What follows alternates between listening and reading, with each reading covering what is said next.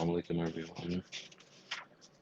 Uh, we're going to start reading today from 18, 1832.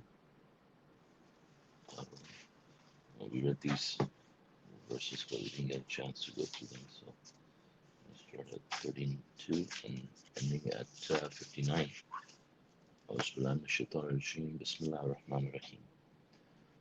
Property is an idol. Cite for them the example of two men. We gave one of them 2 gardens of grapes, surrounded by date palms, and placed other crops between them. Both gardens produced their crops on time and generously, for we caused a river to run through them.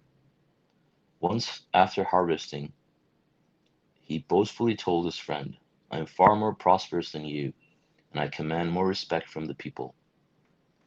When he entered his garden, he wronged his soul by saying, I do not think that this will ever end. Moreover, I think that this is it. I do not think that the hour, the hereafter, will ever come to pass. Even if I am returned to my Lord, I will be clever enough to possess an even better one over there. Uh, and then the footnote for 1832 to 42 says, the Quran cites many examples of the different gods that people worship beside God. They include children, 7190, religious leaders and scholars, 931, property, 1842, dead saints and prophets, and the ego. 35. When he entered his garden, he wronged his soul by saying, I do not think that this will ever end. Moreover, I think that this is it. I do not think that the hour of the hereafter will ever come to pass. Even if I am returned to my Lord, I will be clever enough to possess an everlasting one, an even better one over there. His friend said to him as he debated with him, have you disbelieved in the one who created you from dust, then from a tiny drop, then perfected you into a man? As for me, God is my Lord, and I will never set up any other God besides my Lord. Important commandment. When you entered your garden, you should have said, this is what God has given me. Masha Allah. No one possesses power except God. La quwwata illa billah. You may see that I possess less money and less children than you. My Lord may grant me better than your garden. He may send a violent storm from the sky that wipes out your garden, leaving it completely barren. Or its water may sink deeper out of your reach. Indeed, his crops were wiped out, and he ended up sorrowful, lamenting what he had spent on it in vain. As his property lay barren, he finally said, I wish I never set up my property as a god besides my Lord. No force on earth could have helped him against God, nor was it possible for him to receive any help. That is because the only true Lord and Master is God. He provides the best recompense, and with him is the best destiny. Cite for them the example of this life as water that we send down from the sky to produce plants of the earth. Then they turn into hay that is blown away by the wind. God is able to do all things. Rearranging our priorities. Money and children are the joys of this life, but the righteous works provide an eternal recompense from your Lord and a far better hope. The day will come when we wipe out the mountains, and you will see the earth barren. We will summon them all, not leaving out a single one of them. They will be presented before your Lord in a row. You have come to us as individuals, just as we created you initially. Indeed, this is what you claimed will never happen. The record will be shown, and you will see the guilty fearful of its contents. They will say, woe to us! How come this book leaves nothing, small or large, without counting it. They will find everything they had done brought forth. Your Lord is never unjust towards anyone. Classification of God's creatures. We said to the angels, fall prostrate before Adam. They fell prostrate, except Satan. He became a jinn, for he disobeyed the order of his Lord. Will you choose him and his descendants as lords instead of me, even though they are your enemies? What a miserable substitute. I never permitted them to witness the creation of the heavens and the earth, nor the creation of themselves, nor do I permit the wicked to work in my kingdom. And the footnote for 1850 says, when the great feud in the heavenly society took place, 3869, all creatures became classified into angels, jinns, and humans. Appendix 7. And in 1851, footnote, God knew that Satan and his supporters, jinns and humans, were going to make the wrong decision. Hence their exclusion from witnessing the creation process.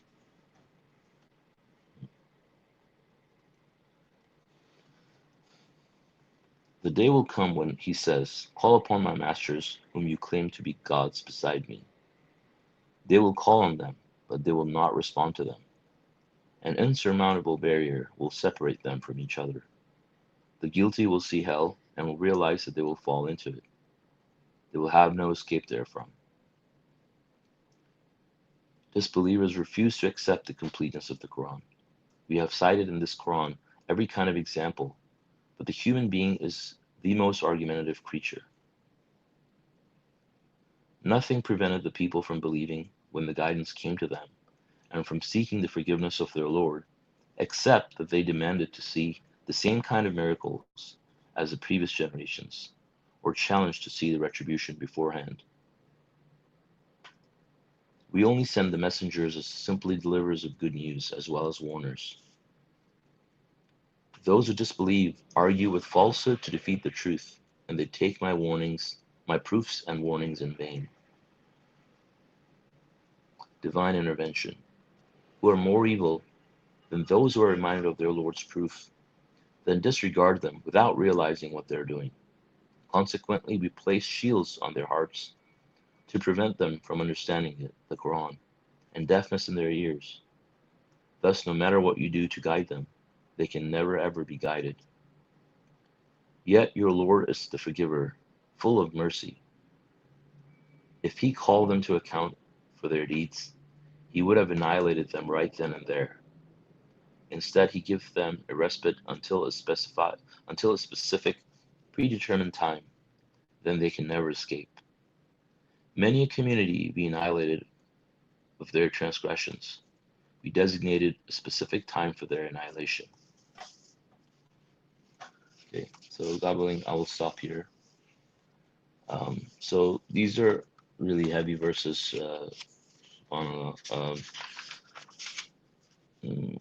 Verses 32 to 42 really teach us a lesson about idols.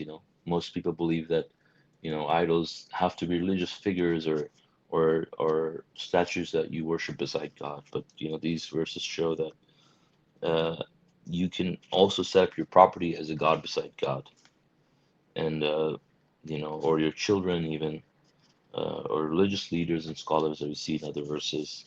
But 1842 is regarding property. And when this person entered his garden, he wronged his soul by not giving credit to God, and he believed that everything that he has was a result of his own works, his own cleverness, and that in the hereafter, he disbelieved in the hereafter, and he doubted the hereafter, and he said, even if there is a hereafter, I will possess even better over there. And his friend who debated with him obviously was more intelligent, and he said to him that, how can you disbelieve in God? He's my Lord and your Lord, and my Lord will grant me better than your garden. He may send a violent storm from the sky to wipe out your garden. And that's exactly what happened. His crops were wiped out, and then he realized his mistake, that he was wrong, and he was regretful and remorseful because he lost his crops. And then he realized, he said, I wish I never set up my property as a god beside my Lord. And this is because it says the only true Lord and Master is God. He provides the best recompense, and to him it's the best destiny. So it's important for us to realize that everything that we have, any accomplishment that we might feel proud of in our lives, everything is from God. Even the mind that you have, that allows you to make a decision. Obviously, God is the one who controls it. God is the one who controls every circumstance in our life. So all our provisions are, precisely given to us in the exact measure by God. And if you start giving power to yourself or to anything that you have, that thing becomes your idol. If you think that anyone or anything can benefit you or harm you, or if anything or anyone becomes more important in your life than God, becomes the focus of your attention, throughout the day, that becomes your God. And we have to be very careful as submitters not to fall for those things, because the moment we fall into worship, and we idolize these things, we nullify all our works. So because that is the purpose of this test, we have to be really careful and make sure that we don't have any idols in our life. And if we do, we need to destroy those idols from and eliminate the idol worship from our life. And then also verse 46 onwards, we're told about rearranging our priorities. Money and children are joys of this life, as it says, but whatever God possesses is far better and everlasting. And so everything that we have in this world, that we know is gonna vanish on one day, and all we will have with us are our eternal deeds, our righteous works, and that's what we're gonna take with us. And so we have to remember that when these are physical facts, this is proven to us by the Quran's mathematical code. But this is a day that we should anticipate that will happen, and we must prepare for it. And our preparation for this is our eternal deeds. Our account for the hereafter. What are our accomplishments that we're going to take with us in the hereafter, and that should be our main focus.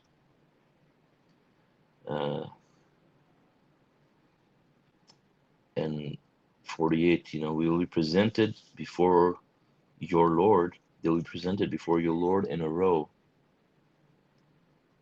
You have come to us as individuals, just as we created you initially. Indeed, this is what you claimed will never happen. So in the day of judgment, we're all resurrected and brought in front of God in a row as individuals. We're not going to go like representing like this group or that group. We're all going to be answerable as individuals for our actions. And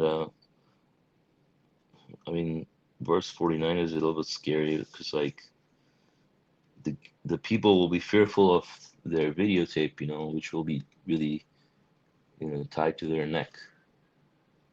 And amazing, it's tied to their neck. It has everything, small or large. It doesn't leave out anything from the book. Everything is recorded in that scripture, in that record. Sorry.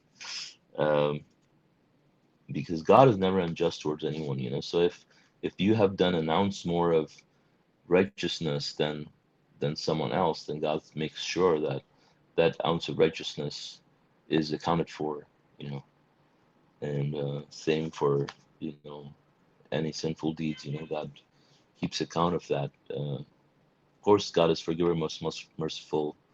If you commit a sin, you're requited just for that, and if you commit something, if you do something good, God multiplies the rewards.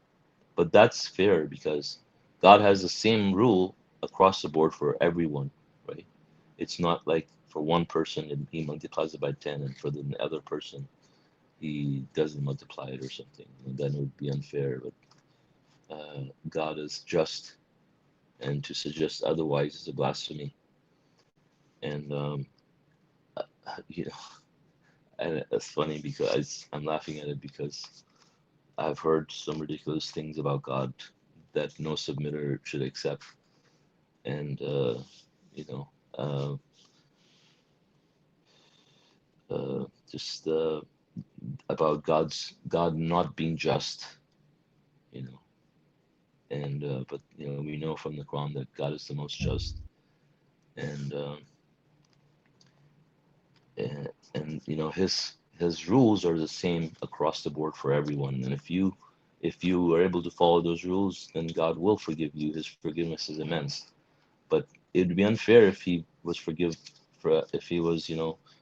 towards one person but not the other. But he has the same law across the board for everyone. Mashallah. Uh, and then we also realize from the verses 50 through 52, well, 50 to 51, is how we were classified into different creatures, um, and people who disobeyed God, and people who sided with Satan's polytheistic views were not allowed to witness the creation process. And that's what verse 51 says. So God already knew Satan and his supporters, which included us, the jinns and the humans. And so we were excluded from witnessing the creation process because God knew we were going to make the wrong decision.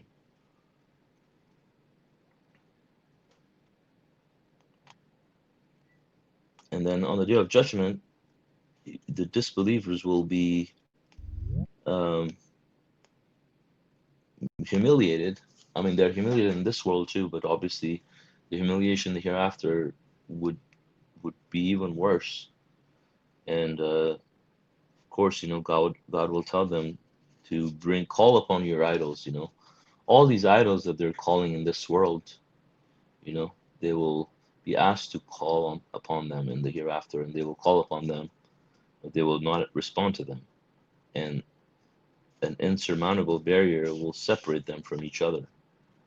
They'll all be confined in hell, but it's amazing the way it's described. They said it says they will see hell, and they will realize that they will fall into it, and they will have no escape therefrom. You know, it's just it's just really scary.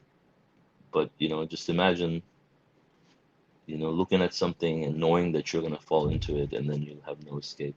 It's going to be your eternal life. I mean, this it's in itself is the most tormenting thing to imagine. And we see why in the following verses. You know, the disbelievers refuse to accept the completeness of the Quran. I mean, we're seeing that now. It says we have cited in this Quran every kind of example, but the human being is the most argumentative creature.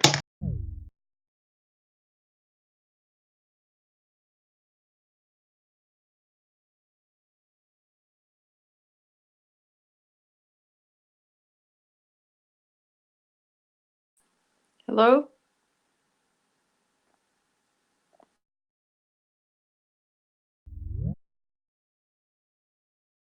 Phone fell down. Okay. Um, and so we see why these people are in hell, these pure disbelievers, because they refuse to accept the completeness of the Quran. Um, and what God says here, He has cited in this Quran every kind of example, everything. This book is fully detailed, everything is here in this book. but the human being is the most argumentative creature, and that's true because they will argue with you um, uh, uh, to prove that you're wrong, even though God says it here. The book is complete. What does complete mean? It means that everything is in there. There's nothing missing.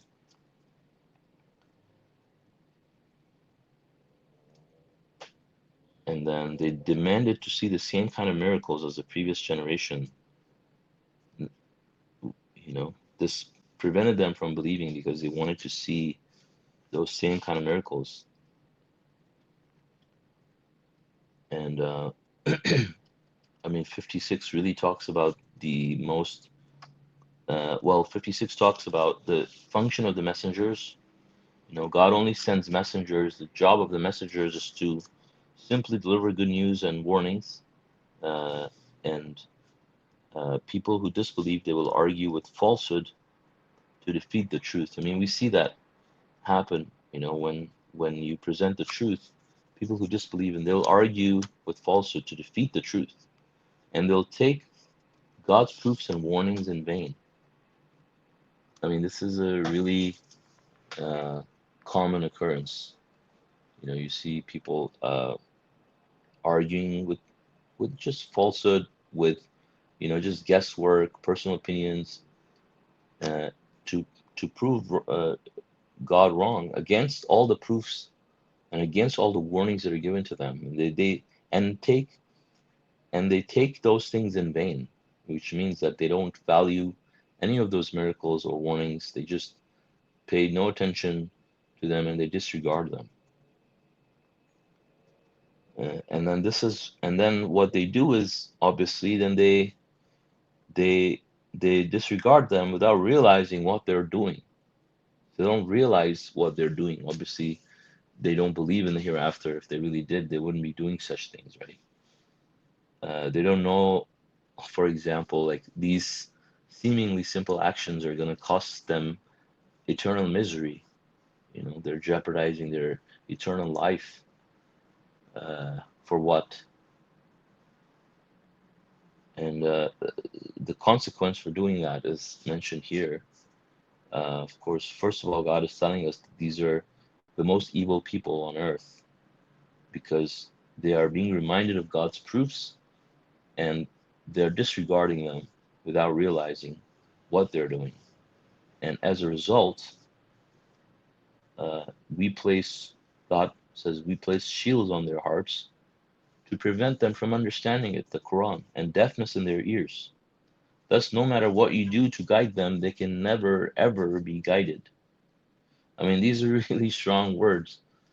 It shows that these people are blocked. When you refuse to accept the completeness of the Quran, and even you see proofs after proofs that God says my book is complete, perfect, and fully detailed, and you argue against it, eventually, you're blocked through divine intervention, and you have no access to the Quran. And thus, for these people, they are really blocked. And God says, no matter what you do to guide them, they can never ever be guided. Never ever be guided. And still, we know that God is forgiver, most merciful.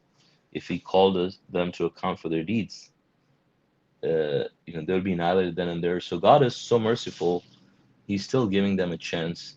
People, they still receive reminders, and they're allowed to, uh, you know, uh, continue to live life. But if God was to annihilate them, they would be. Uh, uh, God was to call them to account for their deeds, they would be annihilated right then and there. But He gives them a respite until a specific predetermined time.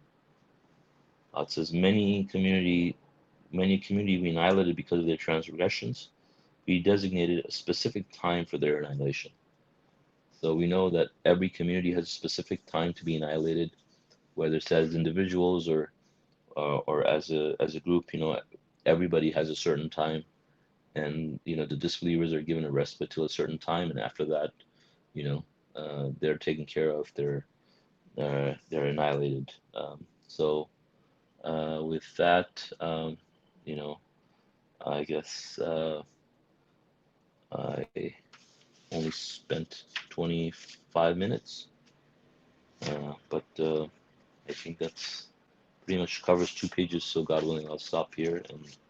And anybody has any comments or questions, and inshallah we can talk about it.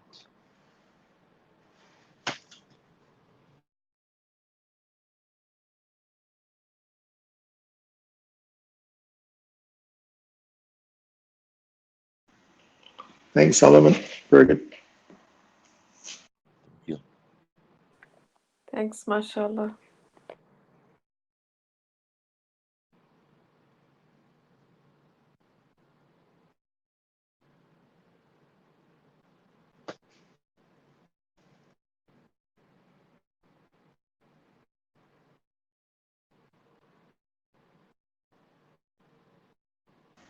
Is this being streamed, Salãmun?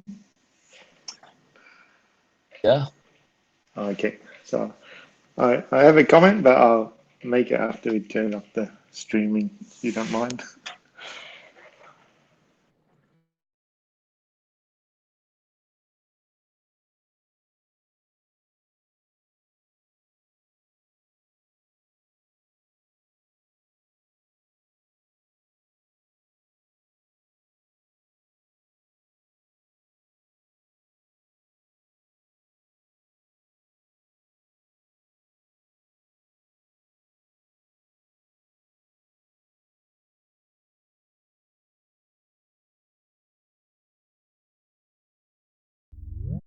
Comment on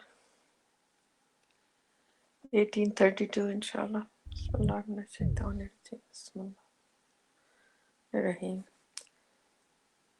So, property as an idol. Cite for them the example of 2 men. We gave one of them 2 gardens of grapes surrounded by date palms and placed other crops between them. Most people, you know, get consumed by this thought that they're working so hard to build an empire or working hard towards the crops or whatever business, is growing. And in their mind, it's the thought that we will have enough money to take care of us in our old age or whatever, things which can protect them by having money to have that protection of a great future or old age or anything. It's a thought we have to really get rid of, no matter how. If God wants, no matter how much people have hoarded, like we know when sometimes there was a market crash and how people have lost everything. It's just like in a blink of an eye. People can go bankrupt suddenly. So God is running everything, and no matter how much we think, if we put a factor of security or give money any power, then we fail the test. Definitely, that is an idol we're setting up beside God and giving it some kind of power. And that is a very common thing, People are very proud that how hard they work to do this or, accumulate all this money and all that. That's it for now.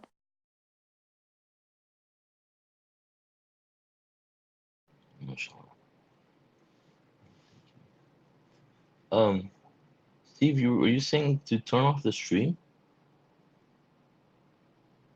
No. I was going to make a comment about Oh, but property you want to as an comment idol, about it but I'd later? rather make it after Oh, okay. stream has been turned off. Yeah, Oh, okay. God willing. Oh, I see.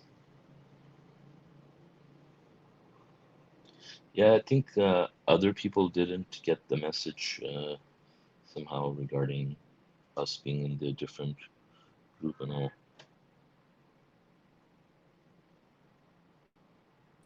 Yeah, because Edward was on the other one. Yeah, He didn't get the message to come here.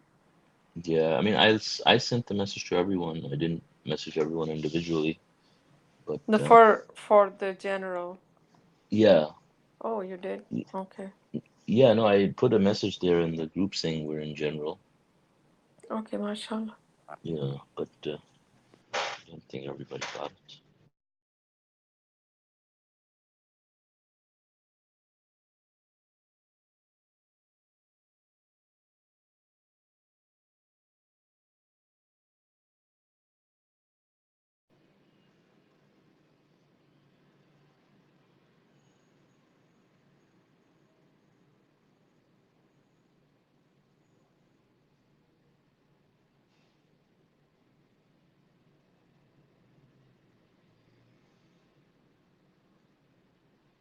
Just another Mm, small comment.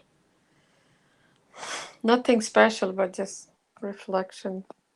mhm, One is about the absolute freedom of religion. And look how Messenger has put the word absolute, meaning have no doubt, completely. Once again, when we talk about circumcision, that takes away that part, right? There's no absolute freedom of religion, whether this child grows up to be an atheist or a mhm. non-believer or whatever. Um, but he's being marked by the parent according to their religion. So it's such a Yeah, big contradiction uh, to yeah, God's laws, right? yeah, God's system yeah. is perfect. We are here for a test, and we have to choose God with our own free will. When we see the world, God has given 40 years to make that decision. And here we are, marking children. First of all, nowhere in the Quran God has asked human beings to give any kind of uh, ritual sacrifice of their body. That is something Mhm, absolutely has no connection to Quran. mhm, Um, uh, so where does this come from? Like it. I was thinking about it today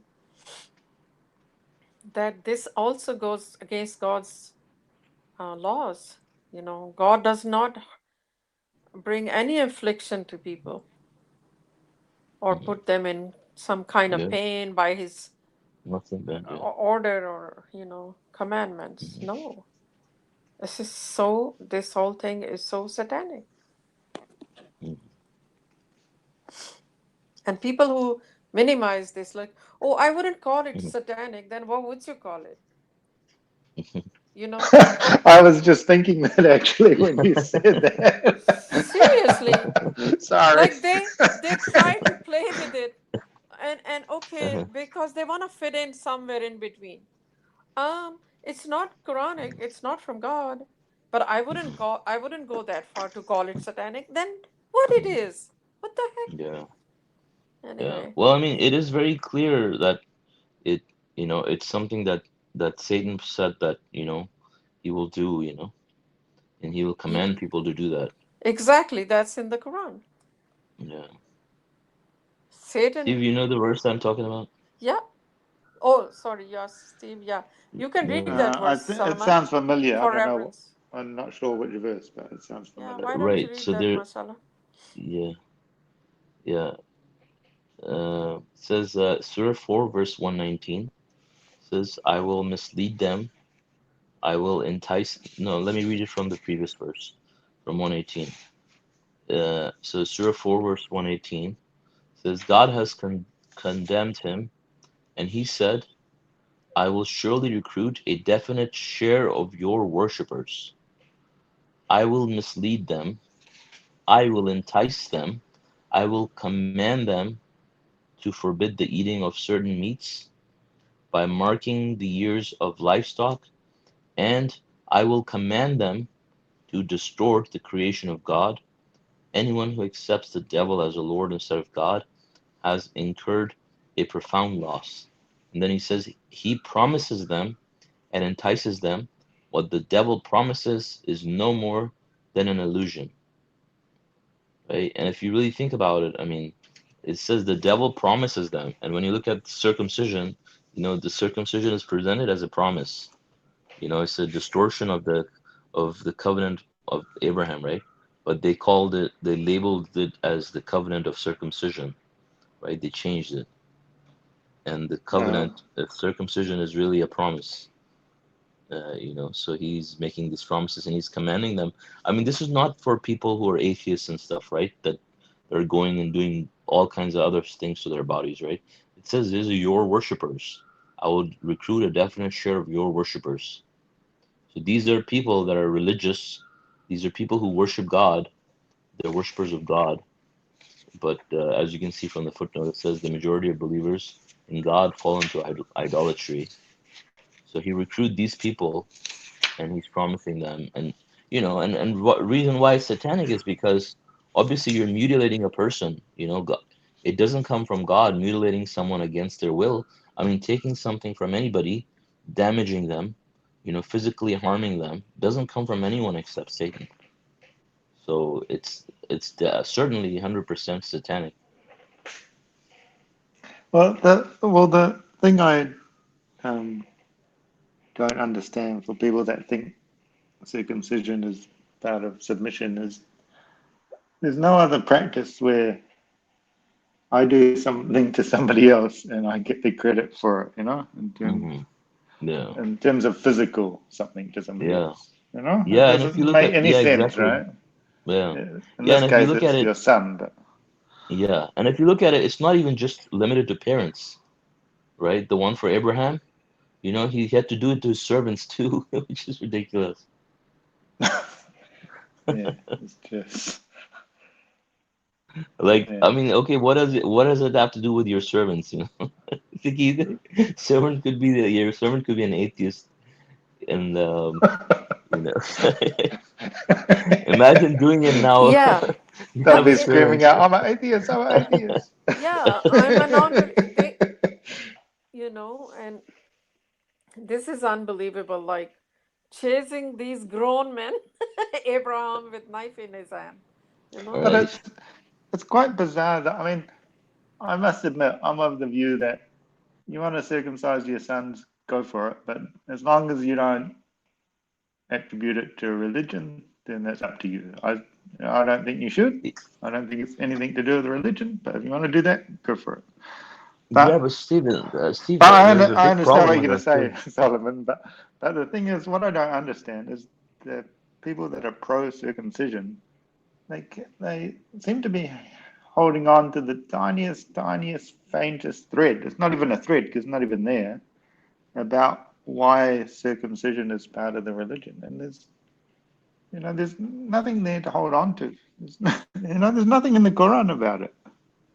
So how can Yeah, you? but when you say that you're okay with other people doing it as long as they're not making it part of their religion is wrong because it's like saying that you're okay with them cutting other parts of their bodies too, right? I mean, which would it be prohibited according to Quran, let's say, to amputate your children?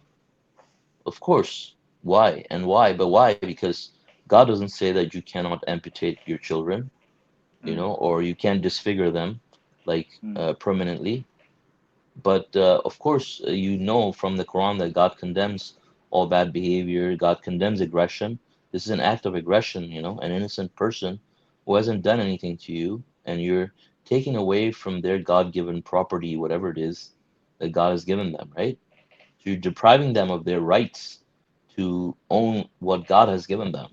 And so what law would you use to, of course, Quran is complete, right?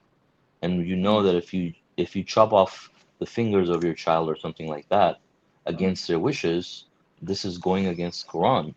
So what? So you should think about it. What rules or what laws would you violate by doing that?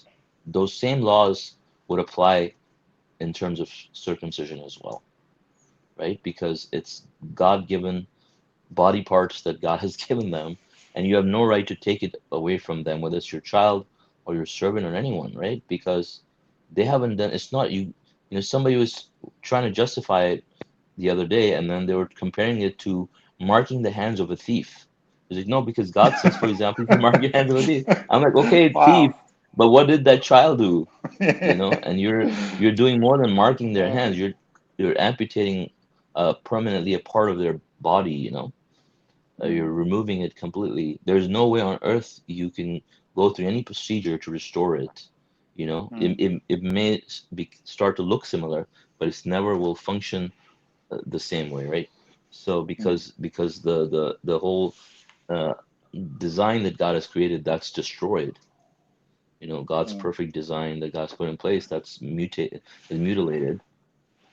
Um, so I mean, and then you should be okay with female genital mutilation too, which is extremely unpopular, you know, in the Western culture too, you know. mm, But it's something that has for males, it's something that has been accepted because it's been going on for so many centuries, you know.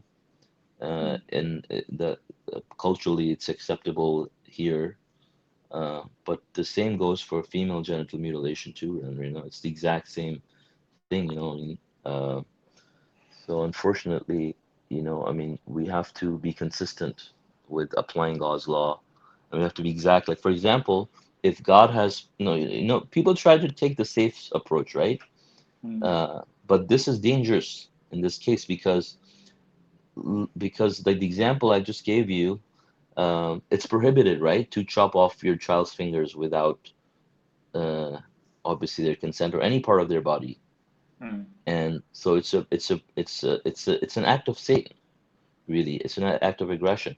So if you're doing it to their sexual organs, that's the same thing. But if you tell them, oh, it's okay, you don't have a problem with it, what you're really telling them is it's not prohibited for you to do that, you know.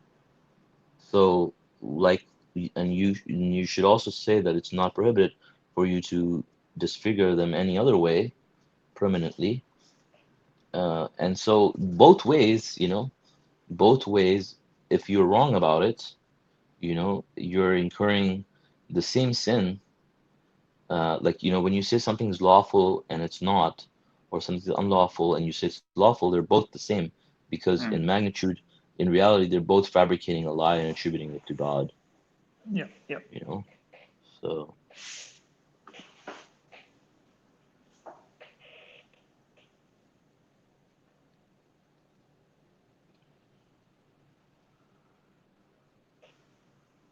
Yeah, it's interesting. It's certainly there's no evidence there, you know. I mean, if they had if there was some health benefit or something, then you might go, mhm, okay, consider that. But there's nothing, right? So, yeah. Yeah, I mean, there's no benefit in changing anything God has created, uh, you know, wanting to alter it. You know, going through a surgery, if you go through, have you ever gone through a surgery? actually, I have. Actually, when you were saying it, Uh-huh. I was thinking I had a surgery Uh-huh. that altered Yeah, me. right. Okay. But you know, if you go through a surgery, Mm, you realize like it you some it like just the surgeries themselves, you know, will uh take away so many nerve endings and damage them, right? So it never it you can never sense, you know, have the right sensations through those like if they're external part of your skin, mm, you had surgery, your skin is you're going to be touching your skin, but you won't feel it. It won't feel the same way because the receptor cells that mm, sense and sends those signals, those nerve endings are all going to be like messed up and stuff, right? yeah. So, you know, it's never going to be the same. And for circumcision, for example, there are millions of nerve endings that are taken away, right? It's like for a male, it's like more than half of the surface area of an intact, male, you know, uh, penis that's gone, right, after this. But the fact that these people don't have it, they don't have any idea what they have lost because they cannot experience it, right? But that's not God's design. I mean, God created it that way, and He created all those nerve endings for it to be part of the same experience that God has, intended for His creations. So they're damaged permanently as a result. And the reason in America why it became popular even was not because of religion. It was well, it was kind of because of religion in a way, but uh, it was also not. It also became popular because in the previous, medical research back then, like 50 years ago, like they considered masturbation to be the root cause of like all diseases and evils and stuff like that. So that was a preventative measure to discourage people from having sexual pleasure, which is why they do female genital mutilation in so many African countries, right? Because they say, it's evil and they don't want their women to do all these things, and that's why Oh, they do it. oh, yeah. So I don't think there it's was an helping industry then if behind that's it. the case. Yeah. Yeah, it I doesn't. mean, I don't know if they do Yeah. that in South Africa, but South Africa's a terrible place, Yeah. and I'm sure other parts of Africa is not much better. Yeah. Yeah. Um, but yeah, thanks for your points of view. Small ways. I mean, that you read a bit before about distorting uh, Hmm. God's creation, so Yeah. certainly that applies, right? Yeah. And what you Yeah. I said mean, about God's surgery, right? creation. You know, when you have Yeah. surgery, and I know Hmm. from my surgery that, yeah, Hmm. you're never as good as you were before the surgery, you know, Hmm. Yeah. no matter Yeah. what happened to you, you know. Yeah. For me, Yeah. they Exactly. cut into my stomach, so they had to cut across all the muscles, like on Uh-huh. half of, across half of my stomach. Uh-huh. And yeah, sometimes I can feel those Uh-huh. muscles in a particular way Uh-huh. because of, I guess, from how Hmm. they've been cut and they've mended Right. themselves, together again. But Yeah. Hmm. it feels different. Yeah. Mm. I mean, it just shows that no matter how advanced the humans get, even in the future, we'll never be able Hmm. to mimic what God has created, no matter Hmm. how good it might look on the surface. Hmm. I mean, look at plastic surgery for a start. Look at Yeah. people that have had Hmm. lots of plastic surgery. As Hmm. they get older, they don't age nicely. Right. Right. Yeah. Look at Yeah. They Dolly look Parton and Michael weird. Jackson, and Yeah. they all look Yeah. funny. Eh? Yeah.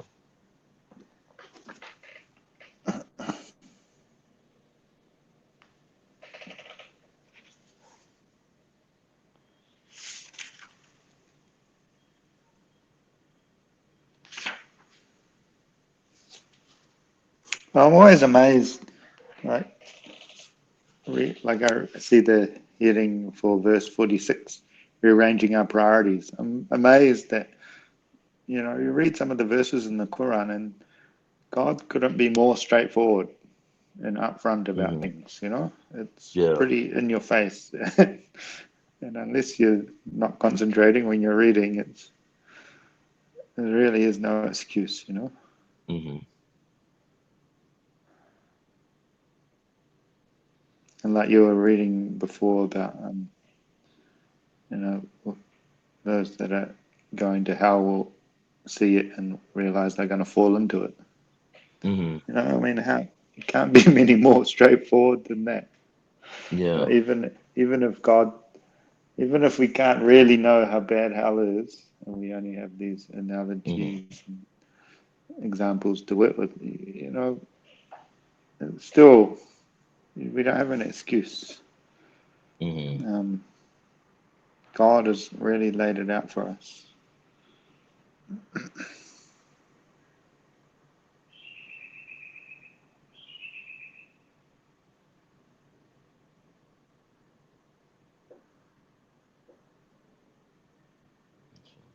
Yeah, I mean, we read a bunch of verses about divine intervention. You know, that's what you see.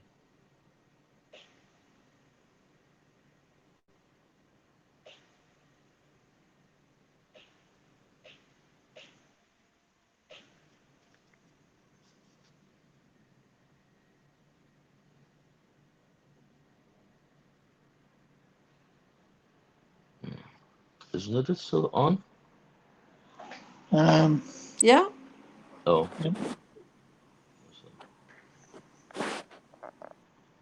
there's somebody else with us as well, maybe? no, it's just me and the other me.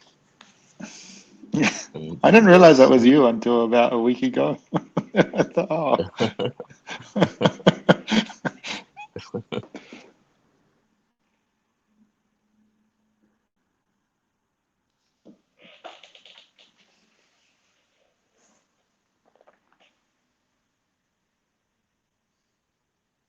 Hello? Yeah. So we can stop the streaming then and discuss whatever. okay, somebody we said could, hello. Hello. yeah. Hello, I said hello. Oh, Oh who no, said I didn't. hello just then? Oh, did anybody say that? No, another said it. Oh, did you? Oh, okay. I thought it was somebody else. Sorry. Oh, Apologies. someone said London 3 a.m. Thanks on YouTube. Salãmun Alaykum. Someone is watching the broadcast from England, I think. Oh, okay. Yes. Masha Allah. Welcome. We have one person says yeah, is watching it from England.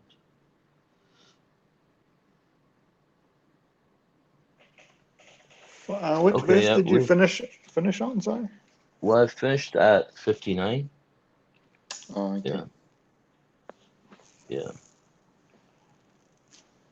Um, Yusuf is asking to send him a link. Oh, link. Yeah, he said he had to download again Oh, and he wants to have a link. okay. It's Uh, www.thepen.chat. okay, hold on. I'll tell him. I'll tell him. It's okay. Yeah, can you tell him on Messenger, please?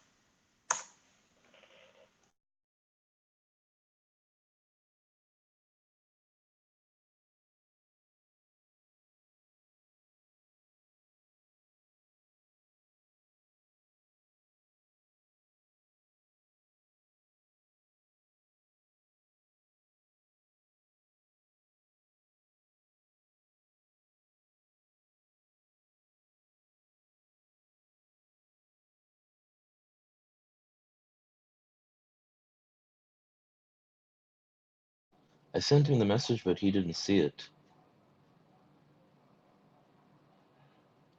He said it in the group, Oh, which group? our Messenger group. Oh,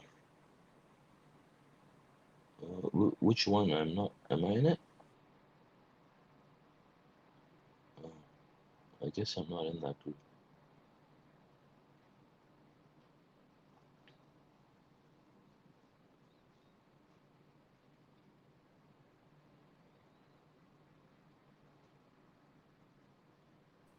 The pen Okay. party. Oh, I'm not in the pen party. How come? I don't know. Okay, so hold on.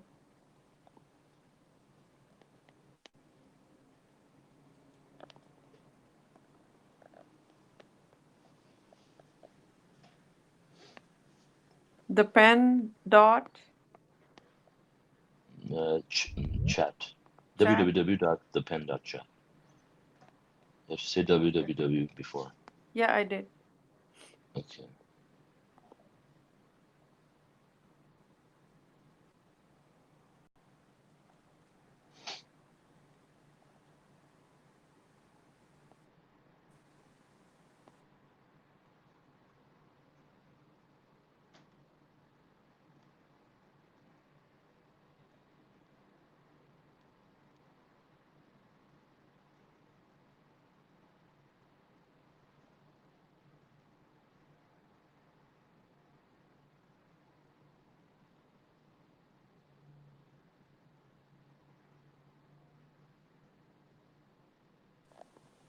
Um, Meanwhile, we can continue with Mm. comments maybe. Yeah. Okay, I just want to make a comment at 1823. Uh, but interesting part is that the subtitle says, "Remembering God every chance we get. You shall not say that you will do anything in the future without saying God willing. If you forget to do this, you must immediately remember your Lord and say, may my Lord guide me to do better next time." So, yeah, mashallah, remembering God is the best thing at any given situation, and whether there is a situation or not, we can always think about God, have the mindfulness with God and, His attributes or anything nice we say, Masha Allah. Before eating, we say Bismillah, Subhanallah, appreciate God, thank you, God. And then here, this is so important. This is like a commandment. It says, you shall not say that you will do anything in the future. Because we acknowledge the all power belongs to God, uh, that we cannot even move a finger without God's permission. So, how could we talk about anything in the future that, oh, I'm going to do this, you know?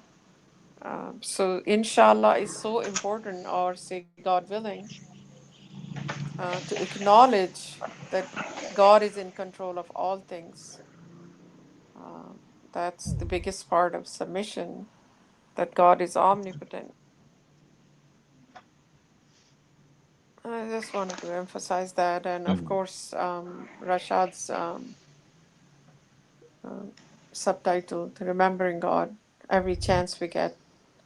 Mm-hmm. Obviously, this is a commandment, but then we have many chances all day long to remember God and especially thank God. Starting from when we wake up, we remember God. There is a commandment for that. Um, and then we, take shower, wash our faces. Thank you, God, for the nice and warm water. Just a fingertip away. Like we open the water. We don't have to go walk miles to bring the water just to drink, let alone, have a nice shower. And then the coffee and the tea and the Mm-hmm. breakfast, anything and everything, and starting the car, going to work. Gosh, all day long we can remember God. Mm-hmm. Inshallah.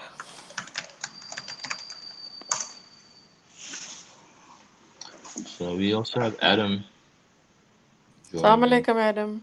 We have Alaikum. everybody's double here today. Two Adams, two Solomons, three Solomon, Three Solomon, one one Adam. Steve. One Solomon's enough.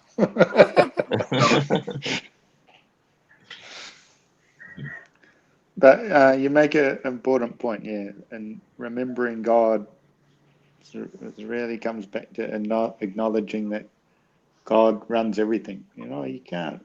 You can't appreciate that statement too much. That God is running everything.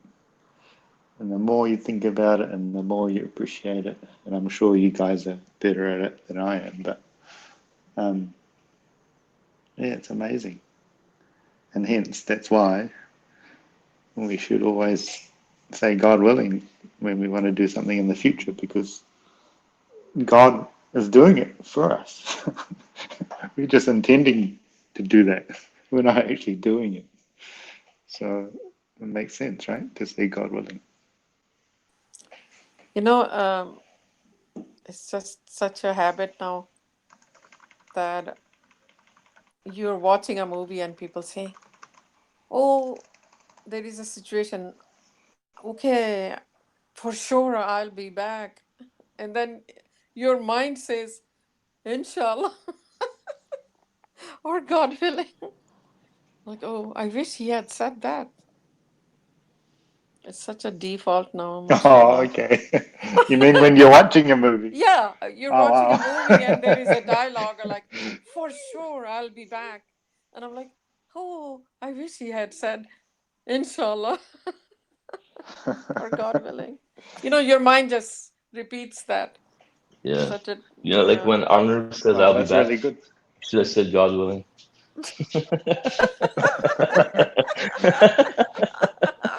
Yeah, something like that. Oh, Yeah, I somebody, was thinking that too, actually. It'd be funny, eh? I'll be back. God I'll willing. be back. God willing, hey, he's coming back again, in such an old condition. Another thriller. Yeah, I think they should have stopped after Terminator 2, but anyway. Holy, I know. Maybe that's a consequence of not saying God willing. He keeps coming back, getting worse. Anyway.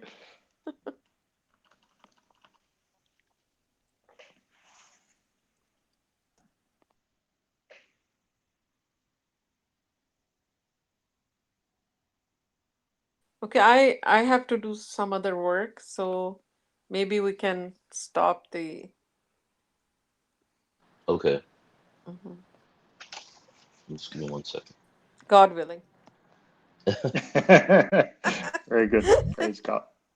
Mashallah. But it turns into a habit slowly, right? I mean, for me, I'm certainly not perfect at saying God willing all the time, but I notice I have tried to say it more and more, and it does turn into a bit of a habit, and you tend to, you build a bit of momentum, and you say it more and more and more. Praise God.